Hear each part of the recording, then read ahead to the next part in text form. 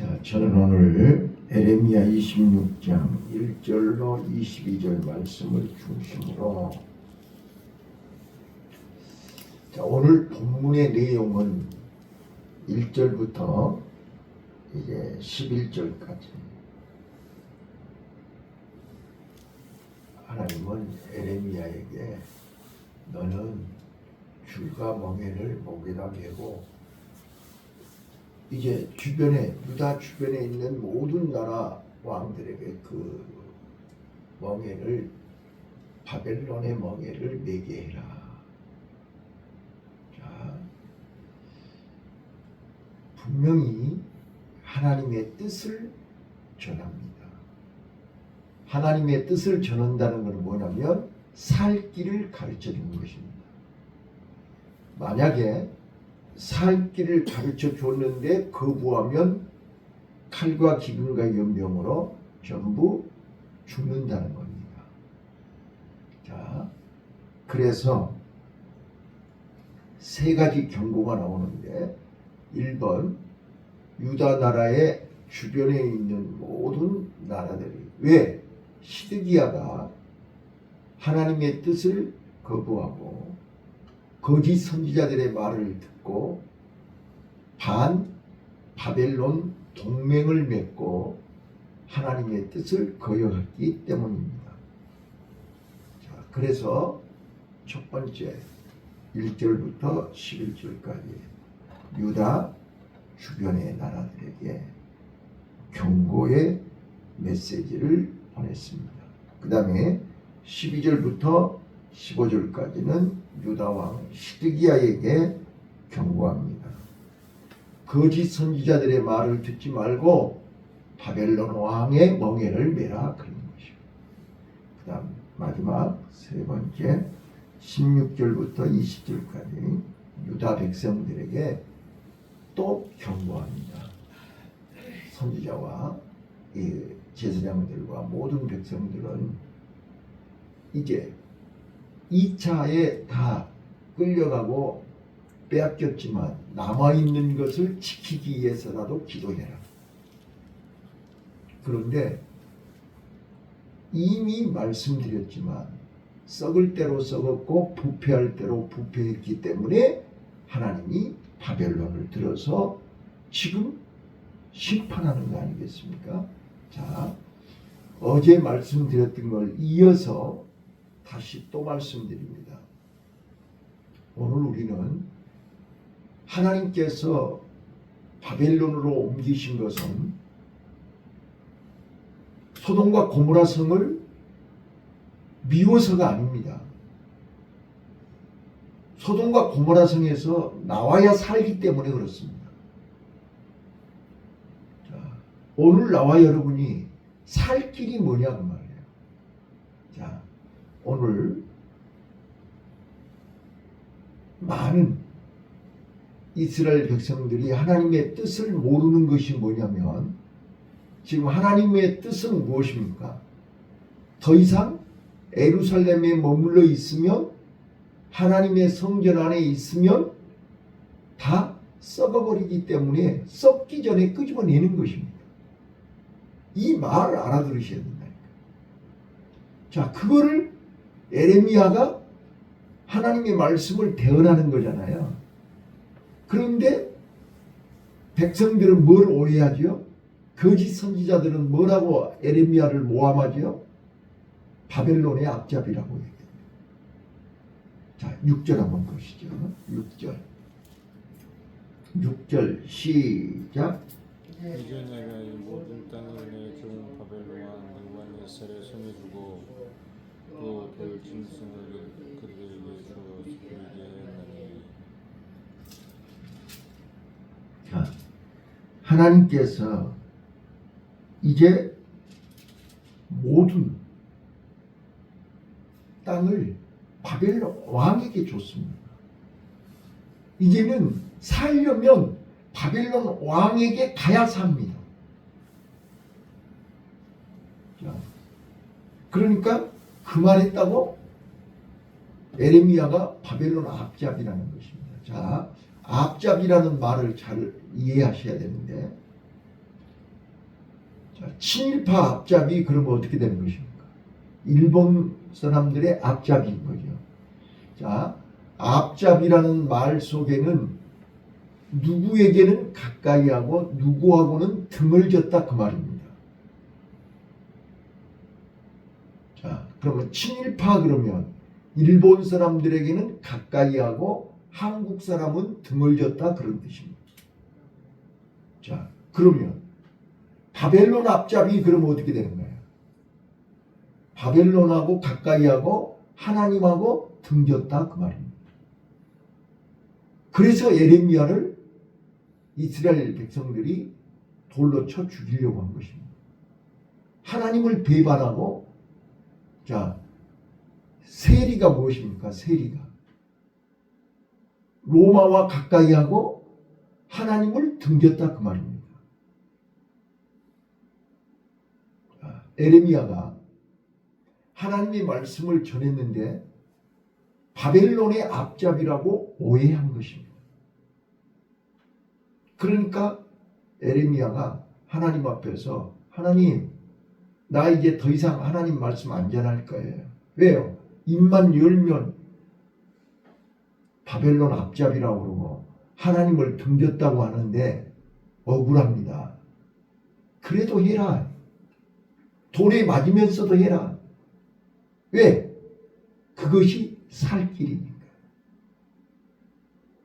오늘 하나님은 지금 예레미야를 들어서 유다의 주변에 있는 나라들에게 얘기하고 왕에게 얘기하고 모든 백성들에게 살 길을 얘기합니다. 여러분, 성경은 우리에게 멸망의 길과 생명의 길을 가르쳐 줍니다.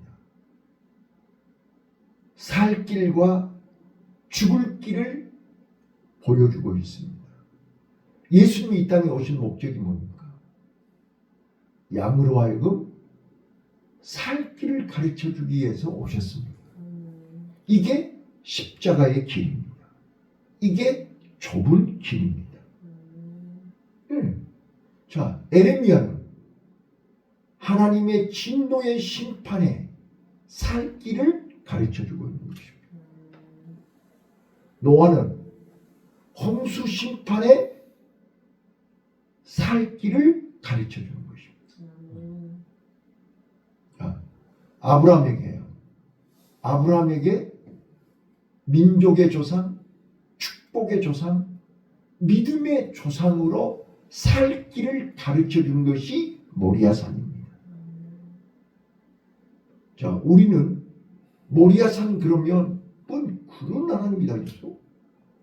100세에 이삭을 줄 때는 언제고 번제물로 바치라고 한 거 그거 무슨 말이야? 우리는 오해를 합니다. 한번 따라서 해보실까요? 하나님의 앞잡이가 됩시다.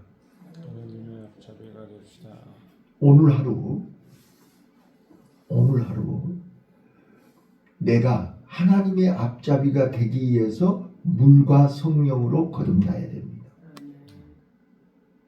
내 마음이 세상 것으로부터 얼룩지고 세상 것으로부터 더러워지고 세상 것으로 가득 차 있는 우리 마음을 물과 성령으로 예수님의 십자가의 보혈로 씻어내지 않으면 하나님의 앞잡이가 될 수가 없습니다. 예, 하나님의 뜻을 알지 못하기 때문입니다. 하나님의 뜻은 무엇입니까? 여러분과 내가 이 땅에서 호의호식하고 성공하고 출세하고 이름이 빛나는 게 하나님의 뜻이 아니고, 하나님은 나 한 사람이 미랄이 돼서, 나 한 사람이 희생이 돼서, 나 한 사람이 썩어짐으로 인해서 많은 사람에게 결실을 맺는 것이 하나님의 뜻입니다. 그 일을 위해서 하나님이 나를 부르신 것입니다. 근데 우리는 왜 하나님이 나 불러놓고 이름이 창대케 되게 하고 큰 민족을 이루고 하늘의 뭇별과 바다의 모래알같이 되게 한다고 하면서 어째서 아들은 딱 하나 이상만 주셨나요? 이렇게 얘기할 수 있어요. 그것이 하나님의 뜻이요? 맞아요. 하나님의 뜻이에요. 아들이 여러 명 있으면 안 되는 거예요. 왜 안 되는지 아시죠? 근데 그 이삭을 모리아산에 번제물로 바치래요. 자, 오늘 우리가 하나님의 마음, 하나님의 뜻, 아브라함을 향하신 하나님의 계획을 알면 아브라함은 기꺼이 모리아산에 올라갈 수 있어요. 자, 이삭을 낳기 전에는 75세에 부름받아서 100살 될 때까지는 하나님의 마음을 안다고 했지만 조금밖에 모르는 거야. 순종한다고 했는데 조금밖에 못한 거야. 본토와 친척과 아비의 집을 떠나서 하란을 떠나서 가나안 땅 가는 것까지만 순종한 거야. 그 다음부터는 흉년 들어도 하나님의 마음을 모르는 거야. 그래서 애굽으로 피신했잖아요. 애굽에 가서 거짓말했잖아요. 자, 거기서 구사일생으로 아내를 구하고 자기가 독립운동에서 구한 거 아니라니까요. 하나님이 막아준 거죠. 예, 사라를 통해서 이삭이 나와야 되니까. 자, 자기가 한 것 같지만 하나님이 하신 거예요. 또 나올 때 바로왕이 많은 재물을 줘가지고 나왔어요. 자기가 사업에서 본 거 아니잖아요. 하나님이 주신 거잖아요. 건강 하나님이 주셔야 되고요. 재물 하나님이 주셔야 되고요. 재능 하나님이 주셔야 되고요. 다 하나님이 주셔야 되는 거예요. 그래서 방금 11절에도 보세요. 11절에도 보시면 하나님이 그들에게 땅을 줬는데 그들에게 땅을 줘서 왕이 된 거잖아요. 모압, 암몬, 블레셋 다 주변 나라 사람들이 다 하나님이 땅을 줘서 자기네들이 왕이 된 거지 자기네들이 땅을 만든 거 아니잖아요. 자, 이제 그 땅을 바벨론의 왕에게 주었다. 이게 하나님만이 하실 수 있는 거예요. 오늘 하나님이 그 땅을 옮기면 옮겨지는 거예요. 자, 이거를 아브라함이 깨달은 거예요. 언제요? 봐봐요. 기근을 2번이나 당하고 별짓을 해도 깨닫지를 못해요. 그래서 결국은 깨닫지 못했다는 것의 증거가 뭐죠? 하갈을 취해서 이스마엘을 낳은 거예요. 기다리다 지쳤잖아요. 할 말이 있어요. 하나님 75세에 불러가지고 하늘의 뭇별과 바다의 모래알같이 많게 한다면서 왜 85세가 돼도 안 줘요? 기다리다 지쳐서 사라가 뭐라 그래요? 이제는 나를 통해서는 애를 낳을 수 없으니 전문 몸종 하갈을 취해서 아들을 낳아라. 또 아브라함은 그 말이 귀에 쏠깃해지는 거예요. 그 말이 맞는 것 같아 현실적으로. 자, 오늘 우리는 하나님의 뜻과 현실적인 것이 자꾸 눈에 보이는 거예요. 이게 갈등이에요. 그래서 아브라함은 기꺼이 하갈을 취해서 이스마엘을 낳고 그 이스마엘을 통해서 13년 동안 하나님하고 단절된 거라고요. 자, 지금 이 하나님께서 이스라엘 백성들을 바벨론으로 옮기시는 이유를 아셔야 된다는 거예요. 아브라함을 이스마엘에게서 옮겨야 이스라엘에게서 옮겨야 아브라함이 믿음의 조상이 될 거 아니냐 이 말이야. 그러면 하갈이나 이스마엘이나 아브라함이 하나님 앞에 그때 그거를 가르쳐준 사람이 에레미야라니까요. 아브라함에게는 에레미야가 없었지만 예를 들어서 설명한단 말이에요. 근데 그 말 했다고 에레미야가 바벨론의 앞잡이냐 그 말이에요. 알려준 거잖아요. 살 길을 알려준 거예요. 천사가 와서 그랬지 않았어요. 지금 하갈과 이스마엘은 아니다. 가짜다. 진짜는 사라다. 그러니까 사라도 웃고 아브람도 웃고 이거 말도 안 되는 소리 하지 마세요. 내 나이가 몇인데요. 사라가 경수가 끊어진 데가 언젠데요. 안 돼요. 그때 하나님이 뭐라 그랬어요? 할 수 있거든이 무슨 말이냐. 하나님은 엘로힘 하나님이다. 전능하신 하나님이다. 여호와 하나님이다. 능치 못할 일이 없는 하나님이다. 내년 이맘때에 아들을 낳으리니 그 이름을 이삭이라고 해라. 이게 하나님의 뜻이에요. 자, 이걸 체험하고 난 아브라함은 이제 완전히 변했어요. 이전 아브라함이 아니에요. 이제는 하나님이 1번이고 이삭이 2번이고 내 삶이 2번이 되는 거예요. 내 생각이 2번이 되는 거예요.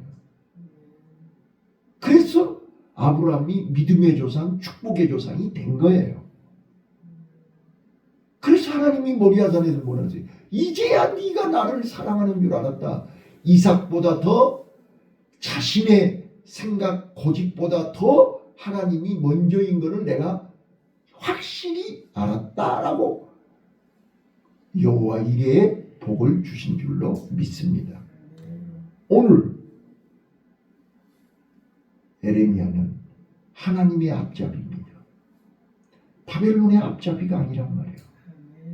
거짓 선지자들은 절대로 환란이 오지 않습니다. 하나님은 사랑의 하나님입니다.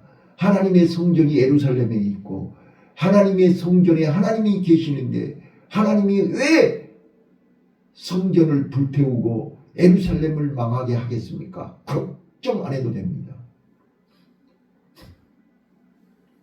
분명히 하나님은 나와 여러분을 사랑하셔서 자 봐보세요. 아브라함에게 하갈을 내쫓으라 이스마엘을 내쫓으라 쉽습니까? 어떻게 해서 난 아들인데요. 80이 넘어서 85세, 86세, 87세에 얻은 아들인데 그 하갈과 이스마엘을 쫓아내라는데 13년 동안이나 같이 부둥켜 안고 살았는데 눈에 넣어도 안 아플 그 하갈과 이스마엘을 쫓아내기가 쉬워요? 오늘 우리는 내 마음속에 하갈과 이스마엘을 쫓아내야 됩니다. 그러면 진짜 이삭이 나옵니다. 불가능했던 하갈을 통해서 진짜가 나옵니다. 저는 말씀을 정리하겠습니다. 11절 한번 읽어보겠습니다. 26장 11절입니다. 시작.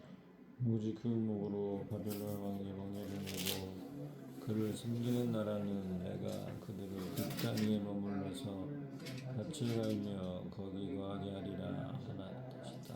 하나님 여호와의 말씀. 자, 27장입니다. 27장 11절 보시면 오직 그 목으로 바벨론 왕의 멍에를 메고 그를 섬기는 나라는 내가 그들을 그 땅에 머물러서 밭을 갈며 거기 거하게 하리라 하셨다 하라 여호와의 말이니라.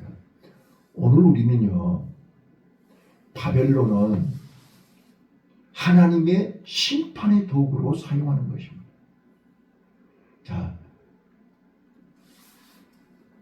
많은 분들이 오해하는 게 뭐냐면 하나님께서 이스라엘 백성들을 바벨론을 들어서 심판하시는 목적이 뭐냐? 하나님을 1번으로 사랑해야 할 이스라엘 백성들, 왕들, 제사장 서기관들이 죄악으로 하나님을 멀리하고 하나님 손을 놔버리고 하나님 말씀을 듣지 않고 하나님 앞에 하나님의 뜻을 저버리는 거예요. 그런데 하나님의 뜻을 저버린 그들을 하나님의 뜻을 알게 하려면 어떻게 해야 돼요? 자, 그게 성경에 누가복음 15장에 나오는 탕자의 비유입니다. 탕자 비유 아시잖아요. 자, 지금 탕자는 아버지의 마음을 압니까 모릅니까? 아버지 아들인데 아버지를 몰라요? 아들인데 아버지를 모르냐고요. 아버지에게서 태어나서 아버지하고 같이 살았는데 아버지 마음을 몰라요. 그래서 아버지 뜻하고 상관없이 자기 고집대로 자기 마음대로 자기 생각대로 아버지 집을 떠난 거예요. 아버지 집을 떠난 게 그게 바로 죄라니까요. 아버지 마음을 모르는 게 죄라니까요. 아버지 마음을 안 듣는 게 아버지 말을 안 듣고 지 고집대로 했잖아요. 자, 그래서 아버지가 말리다가 내버려 둬버린 거예요. 그래, 네 하고 싶은 대로 해봐 그럼. 자, 그랬더니 결국 어떻게 됐어요? 자, 스스로 뉘우치고 아버지 집으로 돌아오는 것입니다. 바로 그게 바벨론 왕을 섬기라 그 말은 네가 가서 종로를 해봐. 돼지를 네가 쳐봐야 알 거 아니야. 광야에 가서 네가 돼지를 쳐봐야 아버지를 알 거 아니야. 그래서 70년 동안 바벨론 포로 생활하면서 진짜 아버지 마음을 알고 아버지 집으로 돌아오는 거예요. 예, 그러니까 지금 에레미야가 바벨론 왕에게 가서 섬겨라, 바벨론 왕의 말을 잘 들으라, 이 말은 죄를 깨달으라는 거잖아요. 그렇지 않으면 내 속에 있는 이 더덕더덕 붙어있는 이 죄가 절대로 깨달아지지가 않는 거예요. 우리는 이게 고착이 돼버렸어요. 딱 달라붙어가지고, 자, 여러분, 가래가 목에 붙어있으면 안 떨어지죠? 안 떨어져요. 그래서 약을 먹어야 떨어지는 거예요. 자, 이게 바로 십자가의 보혈입니다. 그 약이 바로 십자가입니다. 우리는 십자가의 보혈이 아니면 내 마음속에 더덕더덕 붙어있는 이 세상 욕심, 내 생각, 내 방법, 내 고집, 나라고 하는 것이 떨어지지를 않아요. 탕자가 아버지가 얼마나 얘기했겠냐고요. 근데 아버지, 그거는 세대 차이가 나는 거예요. 아버지 때는 그러지만 우리 때는 그러네요. 그러니까 아버지는 옛날 양반이고 지금 세상이 어떤 세상인데 옛날 얘기하고 계세요. 내가 내 방법대로 내 고집대로 한번 해볼 테니까 제발 내 행복을 막지 마세요. 아버지가요, 그 말 앞에 더 이상 말릴 수가 없어요. 자기가 알아서 하겠다는데, 자기 행복을 막지 말라는데, 그럼 네 하고 싶은 대로 해봐. 그래서 탕자가 어떻게 했어요? 지 하고 싶은 대로 하다가 흉년이 들었죠. 배신당했죠. 봐봐요. 다 털리고 흉년 들고, 그래서 살려고 온 것이 어디까지 왔어요? 광야에 와서 돼지치는 일을 하게 됐어요.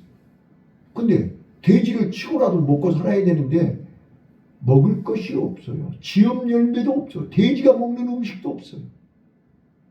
이제 거의 죽게 되니까 어떻게 됐어요? 아버지 집으로 돌아오는 거예요. 그때는 그냥 돌아온 게 아니에요. 푸꾼의 한 사람으로 돌아온 거예요. 오늘 우리가 하나님 앞에서 푸꾼의 한 사람으로 돌아오는 마음 자세가 중요하다는 거예요. 아버지요, 이제는 내가 아들이라는, 아들은 권리가 있거든. 근데 품꾼은 권리가 없거든. 우리가 하나님 앞에서 무슨 권리가 있어요? 무슨 조건이 있냐고. 살려만 주면 되는 거지. 바로 우리가 세상에서 살 길은 하나님의 앞잡이가 되는 것입니다. 하나님의 앞잡이가 된단 말은 세상을 등을 져야 되는 거지. 그래서 세상 등지고 십자가 보내, 세상 등지고 십자가 보내, 세상 등지고 십자가 보내. 자, 여러분, 세상 등을 지고 십자가 보는 것이 하나님의 앞잡이입니다. 근데 우리가 세상의 앞잡이가 되면, 죄송해요, 다른 말로 우리는 자녀의 앞잡이, 세상의 앞잡이가 되면 자연스럽게 하나님하고 등을 지게 돼 있습니다. 이것이 죄라는 사실을 인정하지 않는단 말이에요. 왜? 하나님이 나에게 자식을 주셨잖아요. 가정이 잘 돼야 되잖아요. 그래야 하나님을 섬길 수 있죠. 근데 우선순위가 바뀐 것입니다. 우리는 그걸 합리화한다니까요. 그거를 깨닫게 하는 것이 바벨론. 자, 봐봐요. 1절에 그렇게 써졌잖아요. 에레미야야, 너는 줄과 멍에를 네 목에다 메고 가서 주변에 있는 모든 나라 왕들한테 줘라. 근데 네가 메고 있는 이 줄과 멍에는 바벨론 왕의 멍에다, 그렇게 얘기했다니까요. 이 말 뜻을 알아들어요. 자, 지금 내가 메고 있는 멍에는 어떤 멍에입니까? 자, 건강의 멍에, 자녀의 멍에, 어때요? 내가 이 멍에 때문에 하나님하고 그러니까 여러분, 우리가 하나님하고 등졌다고 그러니까 내가 믿음이 없다. 막 이렇게 얘기하면 난 막 복잡해져 버려요. 내가 지금 신앙생활을 몇십 년 했는데 내가 믿음이 없다고 그래. 그 뜻이 아니잖아요, 지금. 순간순간 우리가 하나님하고 등을 진다, 그런 뜻이라니까요. 물과 성령으로 거듭난다는 말, 이미 성령을 한번 받았는데 또 거듭나냐고요. 그 뜻이 아니라니까요. 순간순간 내 마음이 어두워졌다니까요. 그 순간에 내가 물로 씻어내고 성령 인도를 받으라, 그 말이라니까요. 오늘 우리는 순간순간 하나님의 앞잡이가 되어야 됩니다.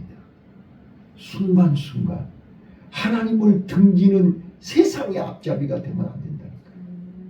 그러면 자연스럽게 내 의지와 상관없이 하나님을 등을 져버린다니까.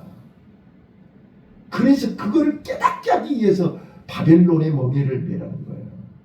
바벨론으로 가라는 거예요. 바벨론 가서 거기서 깨닫게 되는 거예요. 소돔과 고모라 성 안에서는 죽었다 까무라쳐도 못 깨달아요. 그래서 하나님이 그 성으로 강제로 끌어내놓고 유황불로 심판하고 소활성에서 깨닫게 하는 거예요. 오늘 예루살렘이 불타는 거는 가슴 아프죠. 성전이 불타는 거 가슴 아프죠.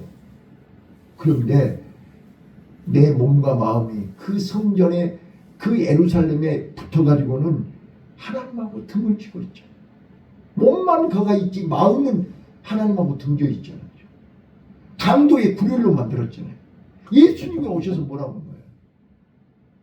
성전이 다 강도의 구렬인 거예요. 내 마음의 성전이 강도의 구렬인 거예요. 그거를 인정을 안 한다는 거예요. 그래서 예수님의 십자가, 그러니까 예수님이 아예 그냥 나는 세상에 빛으로 왔다. 네 마음속에 빛을 비춰보니까 강도의 구렬인 거를 네 스스로 깨달아라, 그 말이야. 근데 아무리 빛을 비춰줘도 자기 자신을 못 봐. 눈이 어두워져서. 그래서 눈이 있어도 보지 못하는 이 소경들아, 쥐가 있어도 듣지 못하는 이 기멍을이더라 이렇게 얘기한 거예요. 오늘 말씀 속에서 저는 감사한 거는 진짜로 감사한 거는 하나님이 우리를 살 길을 가르쳐 주신다는 거예요. 아멘. 거듭거듭 말씀드리지만 우리가 이렇게 애롭고 힘들고 피곤하고 고통스럽고 이렇게 하루하루가 그냥 살얼음판을 걷는 것처럼 그냥 생활에 여유도 없고 마음에 여유도 없고 그냥 왜 이렇게 피곤하고 왜 이렇게 힘들고 왜 이렇게 바쁘고 왜 이렇게 어렵냐는 거야. 근데 이게 살 길이라니까. 우리가 풍요롭고 여유로워하고서요. 절대로 이 새벽에 여기 하나님 앞에 오지를 않아요. 이 말씀을 듣지를 않아요. 네. 좀 더 자자, 좀 더 눕자, 평안하다, 안전하다. 나는 부족함이 없다. 어리석은 부자처럼 창고에다가 먹을 걸 쌓아놓고 자기 실력, 자기 능력, 자기 자랑하원이라고 하나님을 바라보지를 않아요. 우리는 분초마다 하나님의 은혜가 아니면 살 수 없음을 몸소 보여주는 거라. 그래서 우리만이라도 이 길을 가라는 거예요. 에레미야에게 에레미야야 너 뭐가 보이냐? 에레미야에게 눈을 열어서 보게 하신 거라고. 오늘 살 길을 볼 수 있기 바라요. 애로워도요, 힘들어도요. 이거 이 살 길이기에, 살 길이기에. 어제 밤에 만난 그 목사님이 나한테 그런 거예요. 장례식 왔다가 너무 마음이 급해서 시골 사람들을 너무 불쌍하다는 거예요. 근데 내 교수님 생각이 났다는 거예요. 그때 내가 주일학생들이 전부 해줘가지고 너무너무 좋았는데 이 좋은 것을 이번에 거기 섬 사람들한테 다 좀 가르쳐주고 싶다는 거예요. 그래서 맨발로 달려왔다는 거예요. 근데 진짜로 감사하더라고요. 네, 저런 열정, 저런 마음이 있어야 되는 거잖아요.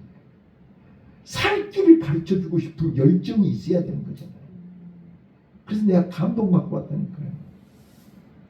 네, 우리 마음속에 살 길을 알려주시는 하나님 앞에 감사하고 오늘도 하나님이 알려주신 살 길로 달려가는 복된 하루가 되시기를 예수님 이름으로 축원합니다.